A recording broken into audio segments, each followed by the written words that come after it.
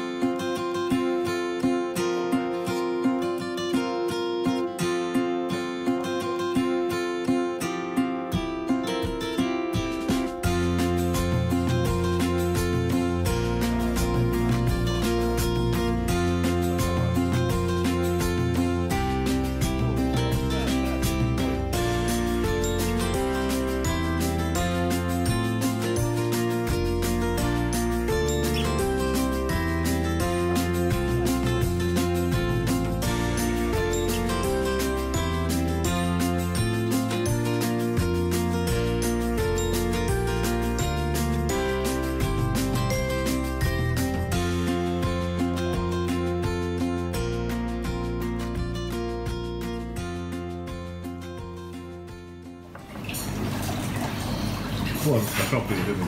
Mahtaako muuten kukaan arvata, mitä me syödään? Annetaanko, mikä on 5 pisteen vihje? Aika raskas. Aika raskas. Maailman suurin nisäkäs. Se on. Maailman suurin nisäkäs.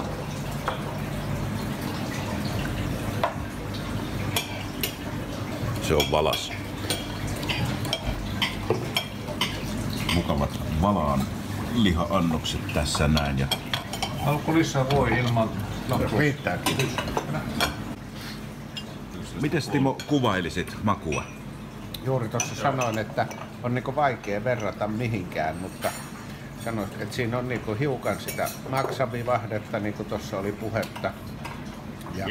Ja tässä on ollut puhetta, että karhukin voisi maistua samalle, että varmaan siinä se jonkunlainen riistan traanin maku on, mikä sieltä tavallaan tulee. Että vahva maku ja ihan hyvä. Ja niin puolukka sopii tosi hyvin, niin kuin esimerkiksi Maksa Stroganovin kanssakin, niin samalla lailla sopii erittäin hyvin tämän kanssa. Tässä on todella voimakas maku. Joo. Ulkonäöstä kyllä en osaisi päätellä, Tämä mutta Tommi kävi ihan hyvin siihen juomaksi. meillä on hyvä hovimestari. Osaa suositella aina ihan oikein. Niin, miten on Kimmo 1 vai Kimmo 2? Niin, mites kuvailisit makua? Miltä tuntuu syödä valas? En mä nyt voi keskittyä puhumiseen. Mulla on syötävää. Sen verran hyvää. Ja nyt Kimmo. Niin, riista. Muu tulee ennen kuin riistan mati. Tää on hyvä. No, tää on tavallaan häkellyttävä kokemus. Mä en olisi ikinä arvannut, että mä pääsen vielä valaan lihaa syömään. Tääkin sopii sen tosiaan hyvin joo.